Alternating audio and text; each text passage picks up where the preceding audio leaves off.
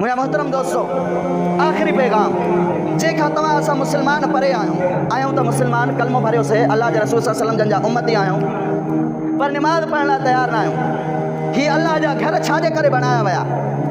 ॾिसो वॾियूं वॾियूं औताकूं करे करे सजायूं वेंदियूं आहिनि, करे करियूं वॾियूं वॾियूं महफ़िलूं सजायूं वेंदियूं आहिनि। छाजे करे? अची करे इंसान कचहरी करनि, महफ़िल मचे, ॿियो कुझु घणो कुझु थिए, पर ही जेके घर अल्लाह जा ठहिया आहिनि, ही जेके अल्लाह जा आलीशान महल बंगला ठहिया आहिनि, छाजे करे ठहिया आहिनि? छाजे करे ठहिया आहिनि? इहे निमाज़ पढ़ण जे लाइ ठहिया आहिनि। अल्लाह पाक खे वॾी कावड़ ईंदी आहे, वॾो गुस्सो ईंदो आहे जॾहिं अल्लाह जो हक़ इंसान ॿिए खे ॾींदो आहे। मसलन तौर ते मिसाल ॾेई करे सम्झाईंदो वञा त हाणे सजदो जेकी ही ज़बीन न्याज़ आहे, पेशानी आहे, हे इज़त वारो मथो आहे, असां जेको आहे त मुस्लमान अजीब कंहिं महिल कंहिं इंसान जे साम्हूं झुकायूं बीठा आहियूं, कॾहिं कंहिं क़बर जे साम्हूं सजदो कयूं बीठा आहियूं, हालांकि इहा इज़त वारी पेशानी अल्लाह जो हक़ आहे, अल्लाह खे सजदो कयूं।